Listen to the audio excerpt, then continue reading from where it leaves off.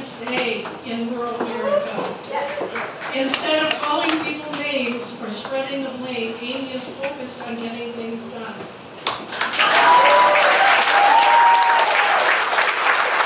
When she first came to Congress, her #1 ask was to be on the Senate Agriculture Committee, and she understands that this country has to do more to support our beginning farmers, funding for rural energy programs, and conservation. And she is fighting for the issues we care about here in Iowa: infrastructure, our schools, health care, mental health, and addiction. She understands the challenges and the opportunities we face here and is taking action to make a real difference in our families. And best of all, we know that she can win and bring Democrats up and down the ticket with her. She has won every congressional district in Minnesota in all three of the statewide elections, including the one that borders Iowa. And last year she won 42 of the rural counties that Trump took in 2016. With Amy at the top of the ticket, Minnesota Democrats took back the House, flipped 2 congressional seats, and won every statewide election. Now Amy is running to fight for every American. So please give a warm welcome to the senior senator from the state.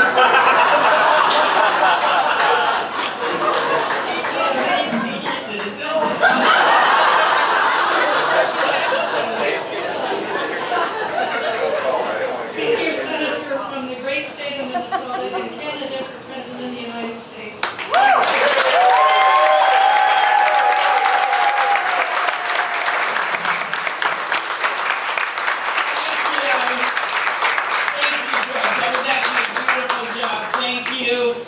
I was introduced by a federal judge in front of 1,000 people once as Minnesota's senior citizen.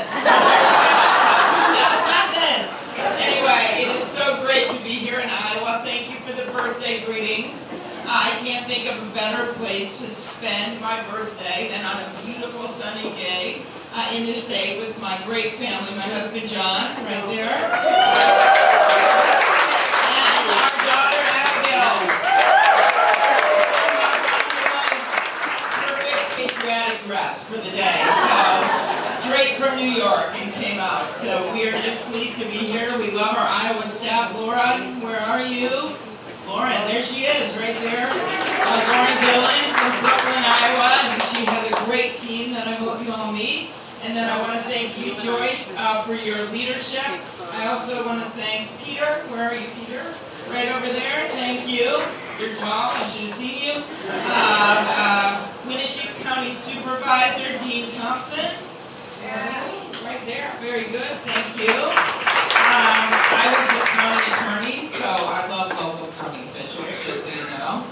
I always think about what it's like. And also, before I get to this, John Beard, also Winneshiek County.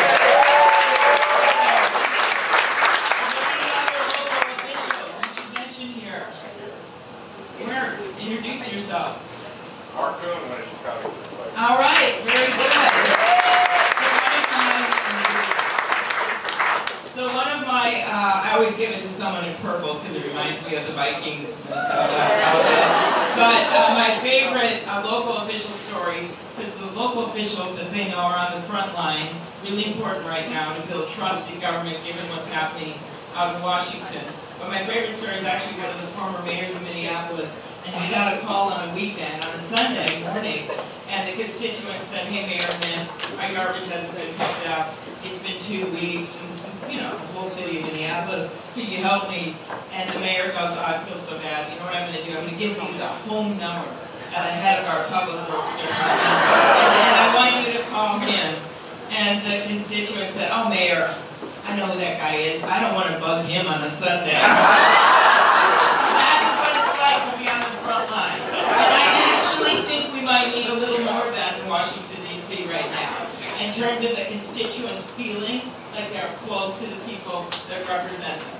And that's one of the reasons that I'm running for this office, because I think we have lost so much trust right now in our nation, in the White House, with the president that just wakes up in the morning and tweets whatever he wants, and instead of trying to bring people together.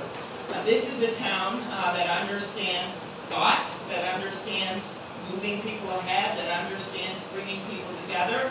Of course, given the Luther College in St. Olaf, I'm not going to go into all the rivalries there with Minnesota and Iowa, and okay, the King and Queen of Norway come to both of our states. Yeah, you've got that museum. We do have the Swedish Museum. And I actually had a very funny, this was a good Decorah story, I had a very funny moment with the King of Norway. He came to Minnesota, and I was at this big banquet seated next to him, and there were all these rules, and the Queen was there about what we could wear and what we could do, and yet he was so down to earth and nice, and I was seated right next to him at this huge stage on this table. And one of the rules was, of course, that you couldn't eat until he ate. And so the salad course came, and I just started to dig right in. The food is midway. I'm like, oh, no. And he looked at me and said in a really loud voice, "Let's eat!" Okay, so let us go back to my announcement, which was Norwegian worthy, right? In the middle of that snowstorm and that blizzard. And it was, by the way, it was unbelievable. There were like 9,000 people there. We didn't know it was going to snow. The people were having to arrive. It was at least, I don't know, 8-10 inches of snow on cross-country skis. They came with sleds with their kids on. And one of my fondest memories of the whole thing was the woman that did my hair that day. Remember how it stayed up? Like a bird could have sat in that hair. And it wouldn't have moved. I got to watch myself grow old, and 20 minutes later, there's the snow mounted on top, and people were so shocked. When you go to places like Georgia and South Carolina, they just talk about that hair. Like, they couldn't believe it didn't move. Well, the funniest story was about a month afterwards, I went to see the woman who had been with me for 25 years to get my hair cut. And she's like, I came back for that event because I wanted to be there. And she said, and I was watching, everyone's cheering, it's this joyful moment except me. I go, why, Petey? Why not? She goes, I'm just praying. She said, I don't know if you noticed, but there's a little gray coming in on your part. So I took a spray of brown stuff, and I sprayed it, and I was worried it was going to come down on national TV. All right, okay. So that was that day. But in truth, I picked that place to announce my candidacy because I felt it was important to make that announcement in the river, on an island. Because it is time to cross our river of our divides to a higher place in our politics, because rivers, as we know in the Midwest, is something that connects us, not divides us, and because that place that I was standing was just 1.5 miles away from that 35W bridge, which in a beautiful summer day fell in the middle of the Mississippi River, an 8-lane highway. And as I said that day, a bridge just doesn't fall down in the middle of America. But what the world saw that day, for anyone that remembers it, the whole country was riveted on our state, and what they saw were the people. They saw a community that didn't run away from a crisis or ran toward it. They saw an off-duty firefighter tethered to the side of the river, diving in and out of those mangled cars and trucks, looking for survivors. They saw on that broken bridge a tasty truck, this big semi-truck, and the guy could have saved himself by ramming in the back of a school bus. But instead he veered off and he burned to death in that cab, and he saved those kids. Then they see the school bus that has gone 30 feet down, plummeted down to the side of a guardrail, is hanging on the side. And there was one camp counselor in that bus named Hernandez. He's in the back of the bus, they get the back open. It looked like that thing was going to go over. He could have run out on his own, but he got every one of those 30 kids off that bus to safety. That is community, right? That is what this president tries to fracture every single day. Whether he goes after immigrants, whether he goes after people of color, whether he goes after Nancy Pelosi, whether he goes after John McCain. It is endless. John McCain, my friend, was dead for 8 months when he went after him. He just never, ever stops. So, my background is is a little bit different than Donald Trump's. And it is a little bit different than some of the other candidates that are running. My grandpa worked 1,500 feet underground in the mines up in northern Minnesota, the iron ore mines. And he never graduated from high school because he had to help raise his 8 brothers and sisters. He was the oldest son. His parents were sick and they died when he was really young. The youngest kid was at an orphanage, Hannah, and he got a car after 2 years, and he went and got her and brought her back. He saved money in a coffee can to send my dad and his brother, my Uncle Dick, who moved to Rochester. He saved money in that coffee can to be able to send them to college. My dad went to a 2-year community college first, which is why I'm such a believer in those 2-year degrees. And from there, he went to University of Minnesota and got his journalism degree. My mom, she grew up in Milwaukee, the site of our next convention, and she wanted to be a teacher. And she got her teaching degree in Wisconsin, and then she moved out to Minnesota, in part because they had strong teachers union. And she ended up teaching 2nd grade until she was 70 years old. And I still have people come up to me and tell me that she was their favorite teacher. And the favorite thing that she loved to teach, as we have this beautiful spring day, was the monarch butterfly unit. And she would teach the kids about metamorphosis, and at the very last day, she would release the butterfly with these 30 second graders adoring around her, looking as the butterfly flies away. And that day, she would dress up as a butterfly in a monarch outfit, with a tunic, with kites, with antennas, holding a sign that said, "To Mexico or bust." And I always knew that she would go grocery shopping afterward, but I never knew why until right after she died. About a week later, we had this visitation, and this mom comes with her grown son who's very disabled. And she says, "This is my son." She's sobbing. I don't know what's going on, but she says, "My son had your mom in 2nd grade. And she was his favorite teacher, and the favorite thing he learned about was monarch butterflies." So when he graduated from high school, he got a job teaching, he got a job bagging groceries at this store. And he would be in that line, and your mom would come over there, and she would get her groceries, and she would stand in his line and give him a big hug. That's what she did every year, practically until she retired from teaching. So that was my mom, and I stand before you today as the granddaughter of an iron ore miner, as the daughter of a teacher and a newspaper man, as the first woman elected to the United States Senate from the state of Minnesota, and a candidate for President of the United States.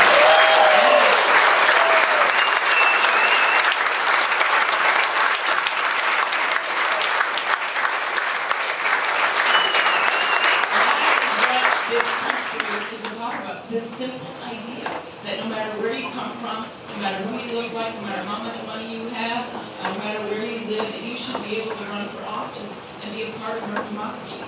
That you should be able to contribute something to our government and to our community. So I have always through my life, and maybe it's because of that background, I've been blunt, I tell people the truth, and I then build trust.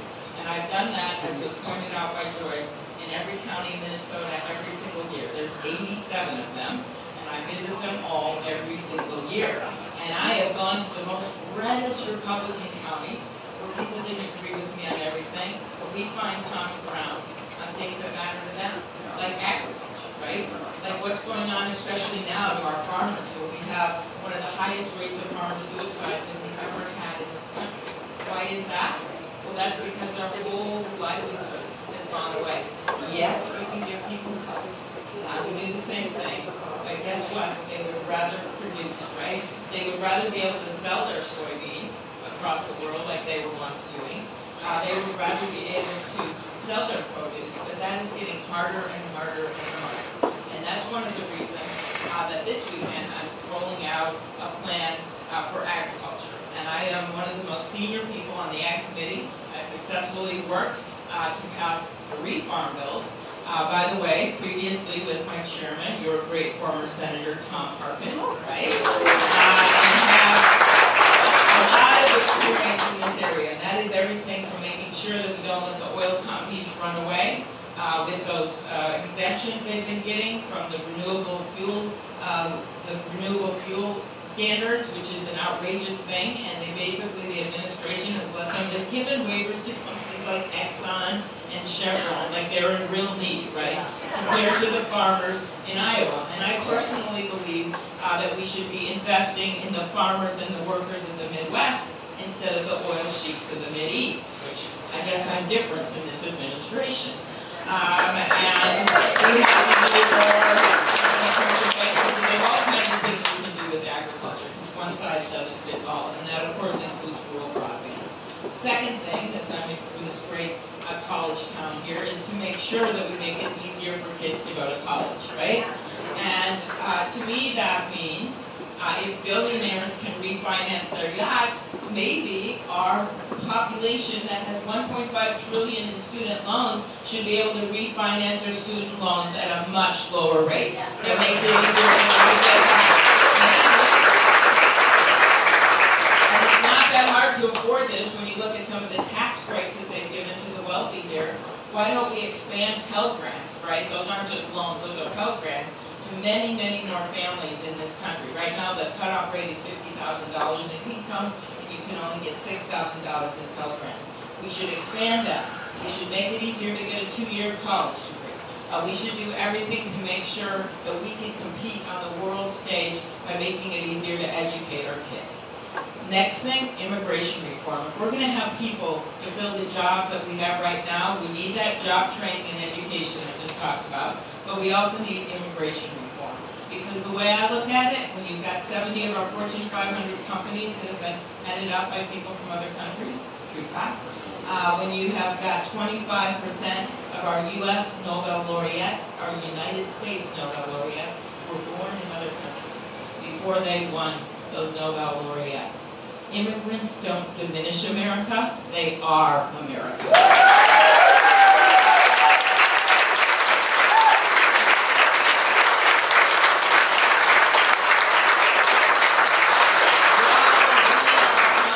Iowa and Minnesota across the Midwest needs workers in our fields, we need workers in our factories, we certainly need workers in our nursing homes and in our hospitals, and to start small businesses. While he sees this issue as purely one of the border, that's all he talks about, I see this as an economic issue for our country.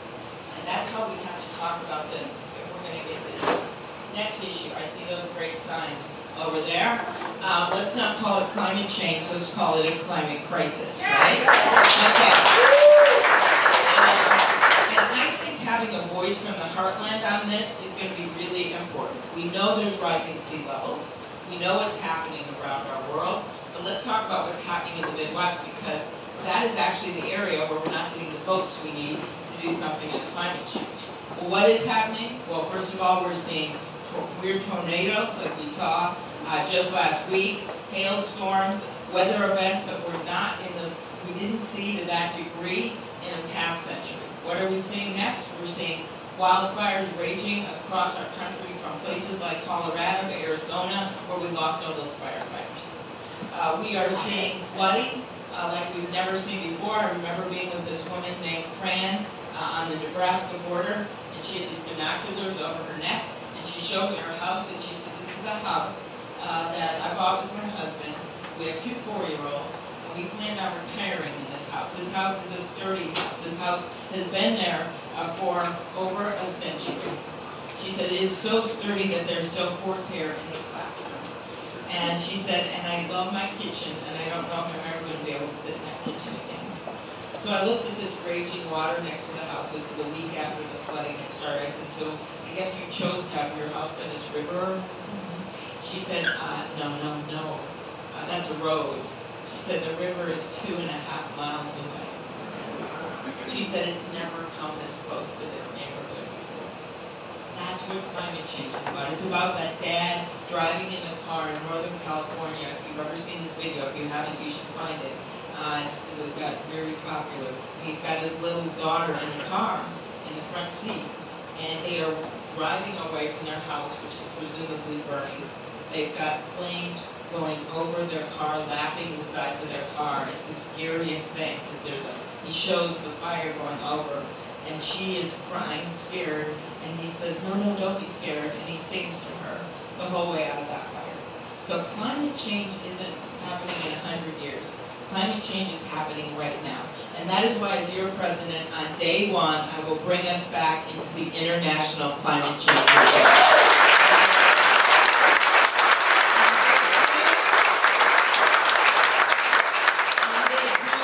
Bring back those Obama clean power rules that ended up on the cutting room floor. And like Iowa, we've got a lot of small electric co-ops in Minnesota, but I know we can make this work. We were going to make this work. Everyone was ready to have this happen, but then the Trump administration decided to go in reverse, to go backwards. We will bring back the gas mileage standards that the car companies thought they were going to have to abide by.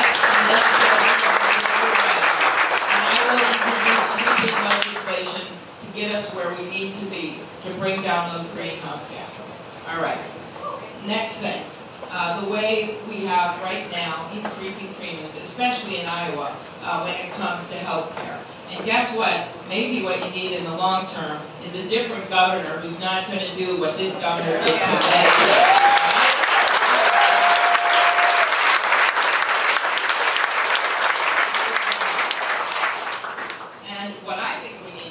Build on the Affordable Care Act. Well, these guys are trying to repeal it every single day. They literally just filed a brief for a case in Texas that said to repeal the Affordable Care Act. Maybe when these great new congresswomen that you guys elected in the state of Iowa, as in Abby and Cindy, right? Maybe they were saying that all last time in that campaign, you thought, well, is that really going to happen? He is actually trying to do that right now. This president is trying to do that right now. And so what we need to do is to secure that act, to build on it by making our premiums go down, by introducing a public option, which is Medicare or Medicaid. You can do it anyway, so it brings competition into those exchanges. The other thing we need to do, take on the pharmaceutical companies. I've led the bills on Medicare negotiation. I figure 43 million seniors in this country could get a pretty good deal, okay? But yet they are banned through Medicare from negotiating for lower prices. What else? Stop pay for delay, where generics get paid off by the pharmaceuticals to keep their products off the market, and bring in less expensive drugs from safe countries like Canada. In Minnesota, we can see Canada from our porch, okay? Their drugs are half the cost of ours. So those are just a few examples of things that I think we need to do. And then one last thing I want to talk about, then we'll get to some questions here, is something that I rolled out here in addition to the infrastructure plan that's paid for. The way I look at this, if you're running for president, you better have real solutions to real problems, and you should show how you're going to pay for it. So, mental health and addiction. We have never had anyone running that actually took this on in such a big way. And that's what I'm going to do when I get there, because for too long, people in this country have not been able to deal with mental illness in the way that they should. Yet 1 out of 5 Americans have some kind of mental illness. 1 out of 5. 1 out of 2 families get hit by addiction, either in their own family or with someone that's very close to them that they know. Yet you know how many beds there are right now in the state of Iowa for mental health? 64. 64. It's the lowest in the country. Because just like many states, Iowa went to a state with a lot of state hospitals to more community-based. The idea was good, right?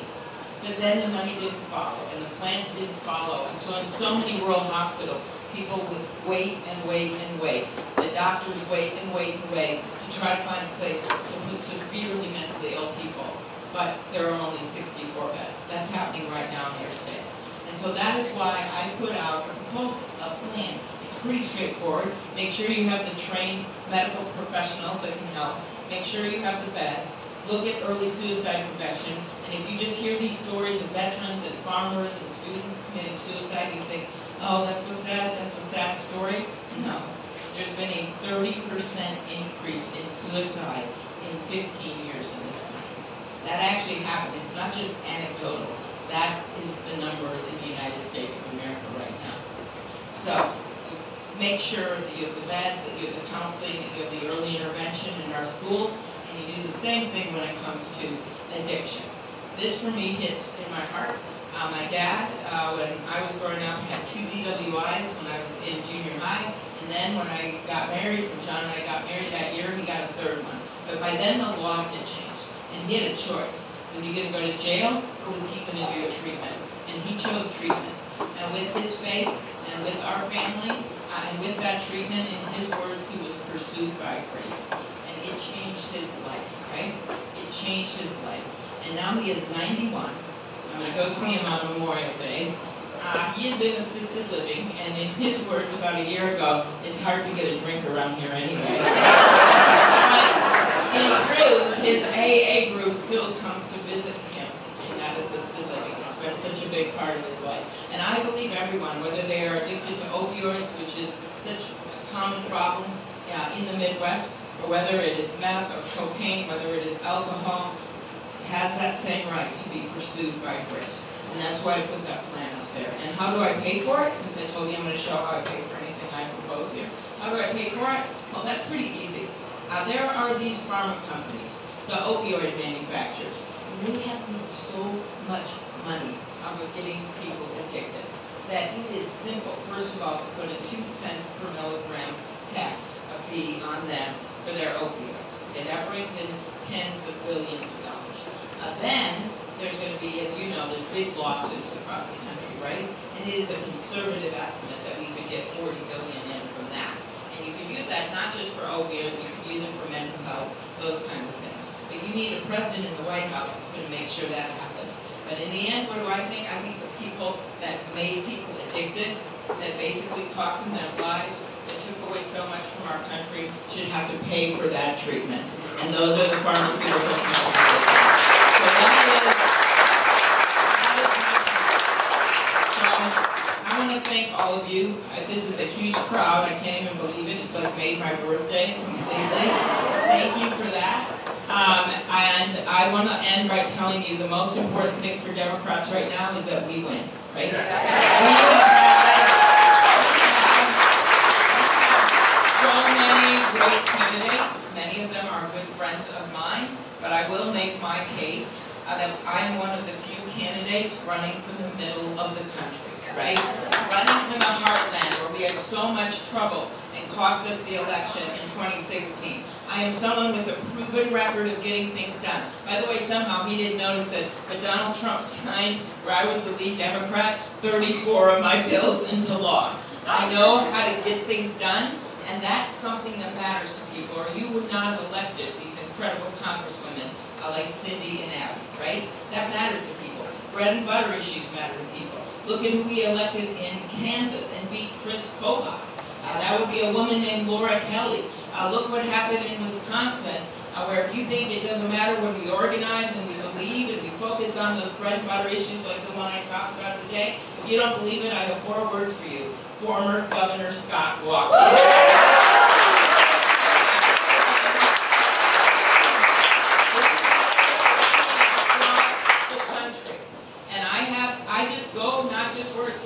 I go where it's uncomfortable. And my message is going to be to our Democratic Party that we're not leaving the Midwest behind. We're not leaving rural America behind. My husband is the 3rd of 6 kids. He grew up in a mobile home in Mankato, and his family had a station wagon. And they always loved to go on vacation once a summer. They'd go somewhere in the U.S. And those 6 boys were all loaded in the back of the station wagon. But he was always the quiet one in the middle. And they were always worried when they got there to the gas station and had to take off that they'd leave him behind, right? But there were so many kids, so his mom would make them count off when they got in the car. And I can tell you this, Iowa, this election, with me in the head of the ticket, we're not leaving the Midwest behind at the gas station.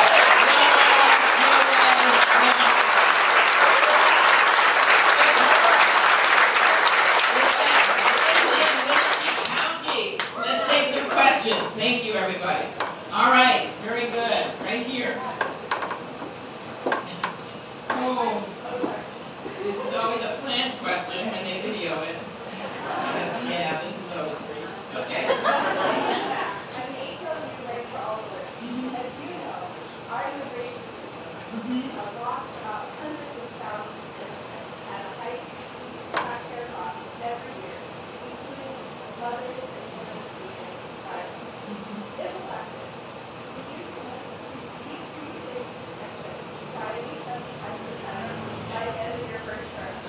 Well, yes, I am someone that doesn't believe in putting numbers on things unless you know exactly what you're dealing with, but I will tell you this. I think that the Trump administration's policy is abhorrent, right? I think that it is immoral what they have done. I went down to the border. I was there with Sister Norma, who's head of Catholic Charities down there, and saw what was going on. Literally, they were, and continue to, we just found out, separate women and their kids. And they are in these very small areas, these holding cells, and that must stop. But the bigger question is, how do we do all this? Well, the first thing is, you don't just step away, as the President suggested, by working with those Central American countries where a lot of these migrants are coming. They're coming because they're scared, they're coming to seek a better life. So you work with their countries, with our allies, not alone, as much as Donald Trump likes to do everything alone. We do it to work with those countries and make sure their economies get stronger and we reduce crime there. The second thing that we do, thank you, one person. The second thing that we do is that we do comprehensive immigration reform. Because if you want to have the resources and the personnel at the border, you know that bill we passed in 2013 with Republican support, by the way. We had a lot of Republican support for that bill. We passed it and then it ended up in Paul Ryan's freezer or something. It never got done. That was the bill that Barack Obama was trying to get done. You know how much that reduced the debt? This is what I want you to tell people. This was the path to citizenship over a decade. This was the way that people would get more farm workers, all of that. It reduced the debt by $158 billion. $158 billion. So when you talk about debt reduction, why? Because people are going to pay their taxes. They're coming out of the shadows. It's going to be easier for them to get jobs. And at the same time, then, you can use some of that money, right, to work on personnel and how we're going to handle the border in a better way. But this administration has made it so much worse. What do you think happens when you change your policy? Because it's so bad, it's thrown out by court, and then they do it over and over again. People keep coming up because they think they have that moment to come up. That is exactly what's happening because of the chaos that he has caused with how he's handled the rest of the world. Okay, next question. All right, right here in the back there with the guy with the phone. Yeah. It's my calendar. Okay, I'm glad you're not. I have a green sign, but Yeah. it's not yours. Notice whose it is. Okay. Wellstone. Wellstone. Okay, great. And you know who Paul Wellstone's best friend was in the U.S. Senate? Tom Harkin. Yeah. Which means a lot. Yeah. I represent a strong new group here in Decorah, Citizens Climate Lobby. Okay. In 2 months, we've got 65 members, and we're working hard to reduce the amount of carbon dioxide going in the atmosphere. Yes. By placing a fee on mining, oil and gas, coal, and returning us to the citizens as dividends, Good. rather than it escaping into the air, so to Okay. speak. How do you think about that idea of a Okay. carbon tax Right. and a dividend Right. refund? Okay, very good. So I think, I went through the things that I would do, which is get us back in the international. These are things I can do, by the way. Why am I leading with these? Because I don't have to pass anything to do them, okay? International Climate Change Agreement, the Obama Clean Power Rules, which literally would have taken us on such a better path, and we can still do them, and the gas mileage standards. There may be lawsuits over them, but you don't have to pass anything. You can just put them right in, and the work has been done. Maybe you make some changes to adjust it, but you put it in. Then we get to legislation, and when I talk about sweeping legislation, that is one thing that we can look at, Yeah. right? And it could be part of that, building standards, because there's so much wasted energy when it comes to new buildings, so we can do more on that. Green infrastructure, renewable electricity standard, you could vary it by region, how you get that renewable electricity. In Minnesota, when we had a Republican governor, Tim Lenny, we actually passed one of the most aggressive standards at that time, and we are more than meeting. Our biggest utility, Excel, is going to get their greenhouse gas emissions zero to neutral by the year 2050 that they pledged to do. So this is possible, the kind of work that you're talking about. And I'm so glad because, when the White House is doing nothing, we got to step in. Local communities, colleges, private businesses who care about this internationally because they're going to lose customers and they see what's on the horizon. You've got some major companies like Cargill in my state that are taking the lead on this because they see the effect it's going to have on their bottom line. If they don't do anything, homeowners insurance up 50% all over the country because of climate change. Those are the things we're seeing. So thank you for that local effort. All right, right here. When Donald Trump was defeated, we had been delayed up for 2 months. What are your thoughts on how we can ensure a peaceful transition? Okay, all right.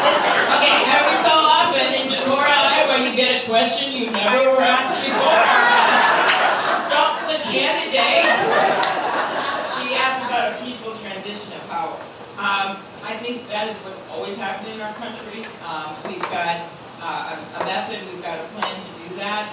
I am not as concerned maybe about that as other people, and because we have a constitution that governs that. And I would hope in this election, just because of the strong support, especially if you have someone from the heartland on the top of that ticket that we're going to have, that we won't have one of these close elections, which is, by the way, I'm very concerned about because of Russian involvement, what we saw last time, why we need to have backup paper ballots in every single state, something that I've been pushing for. But beyond that, I think our major focus right now should be the first part of your question. We have to win in 2020. And once we do that, we will win back this country and we will have an inauguration that wasn't like that one. Which I will, by the way, I will never forget that. You know, when you remember the Senate, you go to the inauguration thing, be respectful, you know, I'm hoping he's going to say something about infrastructure because he said it on election night. So I'm up there on the stage with the rest of the Senate, and I'm sitting and I have Bernie on one side and John McCain on the other. One memorable thing was I took a photo of the three of us, and then a reporter took a photo of me taking the photo, and then they put it out and it said, "Woman takes picture with Bernie Sanders and John McCain." And it went viral the next day at the Women's March saying, "This is why we march." But what I most remember about that day was John McCain, who, as you know, because he was injured when he was tortured in Vietnam, he had trouble like even putting on a coat, and it was starting to rain, and I was helping him. And as it went on, he started reciting dictators' names as Trump spoke in days and years of speeches because he was such a student of history and making those allusions. And as I sat there and those clouds were coming in, I thought, McCain understands what we're heading into more than anything. And he had just invited me. I went with him on a trip to literally a few weeks before. We had come back from Ukraine, Estonia, Latvia, Lithuania, and Georgia. Where we stood on a New Year's Eve in the snow, because I'm always in the snow, on the front line against those Russian troops right over the sea, standing there with these widows and people who lost loved ones. And he did that because he wanted to show America and they wanted to show those countries that we're standing with our allies, right? That we're standing with NATO, that we're standing with our friends in Europe. And he understood the isolationism of Donald Trump, the go-it-alone attitude, what that was going to bring us. I don't think he ever would have predicted what we're seeing right now in the Mideast and all of these people that have left the administration, like General Mattis, that could have been a stop on these kinds of things. But to me, I'm focused right now, number one, on winning in 2020, and number two, making sure that we keep the peace in the next year. Because we're going to need a big stop when it comes to Congress and making sure we stay safe. All right, how can I resist a guy in the Minnesota Twins t-shirt? Yeah. I know we looked at what we can see, highways, bridges, those we tended to. I see a lot of small pavers and the rest that water systems, sewer systems, they're over-essential. They need some funding, some attention, but overall, generally. Sure. And I know this doesn't always seem like the sexiest thing to talk about, but it really is. I was with a bunch of young people in Tennessee, and I was telling them why infrastructure matters to them. Because, you know, they want to get to work. They don't have cars, some of them. They want to be able to get on transit. They want to have a bus system that works or a rail system that works. So we got to remember that, first of all, and make the case about congestion and how you want to get to work and what it means to people. But this president on election night, and I don't think any of us will ever forget, I watched, and I remember he said that was one of his top priorities, right? And yet, just in the last month, when we had Speaker Pelosi, when he had her and Senator Schumer and other leaders in the White House, he claimed he wanted to work on it. Do you see what happened? His promise lasted like 3 minutes, which is 3 minutes longer than most of the promises. And they came in there, and he literally had an escape plan, right, of how he's going to get out of there with this staged press conference, because he didn't have a way to pay for it. Because he keeps throwing around figures of $1 trillion, $2 trillion, and I guess his idea is just to put more debt on our kids, on the students in this town. Really, that's what he's talking about. So I have a way to pay for it, and I would pay for it, $1 trillion plan, by first of all reversing the bad parts of that Republican tax bill, right? And those bad parts are a lot of money. Unless you care because you have money over in the Bahamas, you won't care about this change, and that is to go back to the way we used to do international taxation. At the very least, instead of doing an average, that saves $150 billion right there. If we take the corporate tax rate, which the businesses thought was going to go down, and it should have gone down some, but it went so low to 21%. If you put it at 25%, that is, every point is $100 billion, right? So that is $400 billion right there. So now we're up to $550 billion. Then you throw in an infrastructure financing authority, where we're going to have to make sure that there's a carve-out for rural, so all the money just doesn't go to big cities, where you do some matching funds with state and local. And you know, we've done water projects, Minnesota, Iowa, South Dakota with our Lewis and Clark project in the corner of the state. But those are the kinds of things where you probably want to do matching funds, things like that. You do an infrastructure financing authority, that's a bipartisan bill, and then you do some Buy American bonds, basically, for the rest of it. Get to $1 trillion. So that's how I do it. But again, if you're really going to talk infrastructure, you have to be willing to pay for it instead of putting it on the taxpayers' backs. All right? Okay. Right here. Sure.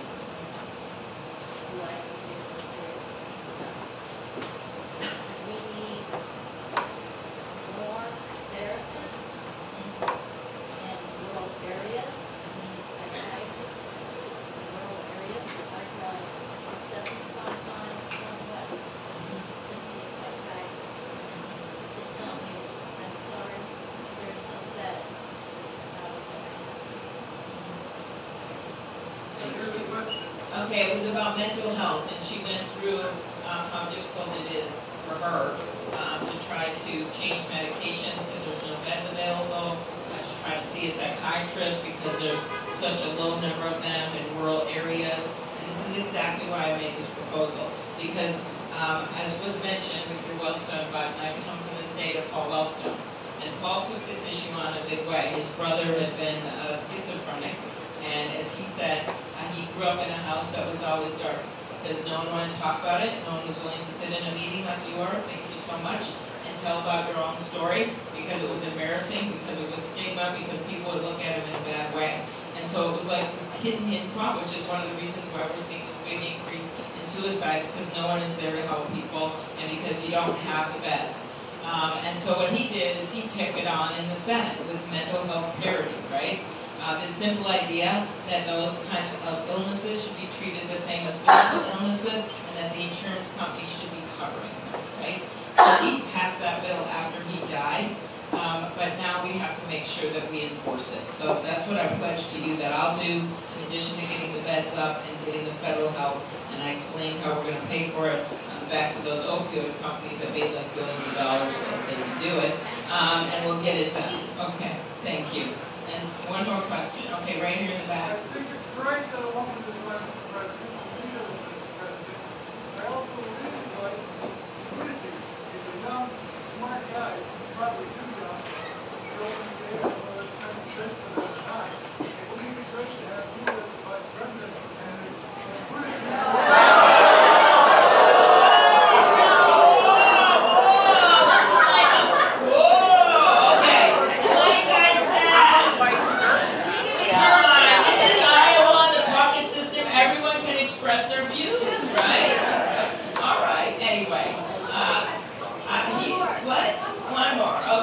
I'll just say that there are a lot of good candidates winning, and I say, may the best woman win. And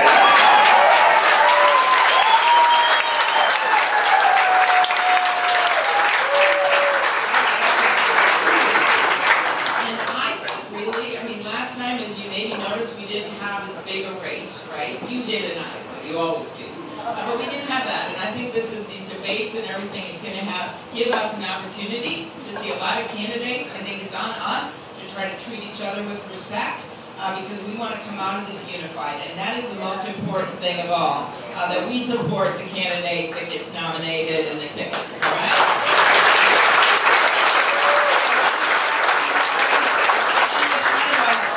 Right there, quick, fast, yes. Sure, I do. Okay. First of all, just to step back on race issues. We have to all admit there is racism, not just in the criminal justice system, but across our economy. Examples. A woman in New Orleans goes down, she's going to give birth, her hands are swollen, she says to the doctor, something's wrong, her hands are swollen, no one listens to her, the baby ends up dying. That happened. A woman in Minnesota who's a vice president at a major company goes shopping in a store, the entire time she's followed by store security. That's wrong. African American women right now just make 61 cents for every dollar it's made by a man. Okay, that's what we're dealing with in this country. So we first have to agree that there's systematic racism going on. We've got to respond to it. And then we've got to look at it more than just the criminal justice system. I'm not doing this to death that because I know a lot about the criminal justice system. I was a county attorney for 8 years. I'm doing it because I think it's really important we talk about those economics first, right? Because a lot of times there's a relationship and you don't have a strong economy for people, then you see an uptick in crime, and that's just a fact.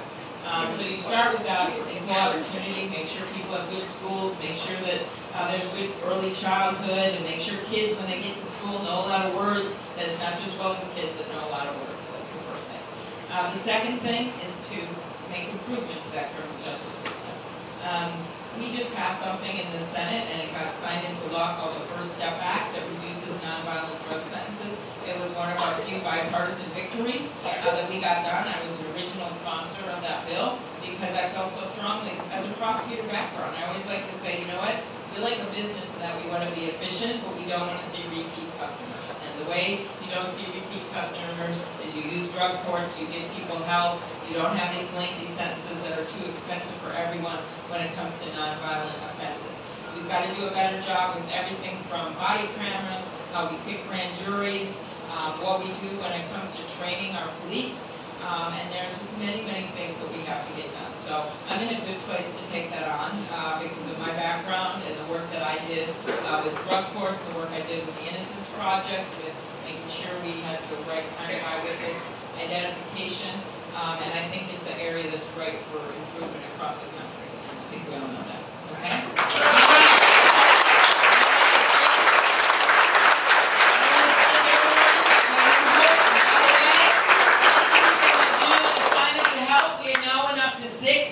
In the early state polls, ahead of some of the candidates, or almost tied with some of the candidates that maybe you heard them more. You guys know about me, but we need to know, make sure the whole country does. So anything that you can do to sign up. Jimmy Carter told me he had half the support that I did at this point. Yes. And that is because people in Iowa and New Hampshire and other states got to know him. That's what this is about. So anything you can do to sign up with us, to help us make a little contribution. As my, John likes a story that when I was running for Senate, he knows this well, it was hard for me to raise money, and so I finally just gave up calling nationally because no one could pronounce my name, and so I called everyone I ever knew in my life, and I set what is still an all-time U.S. Senate record. I raised $17,000 from ex-boyfriends. And as John knows, that is not an expanding base.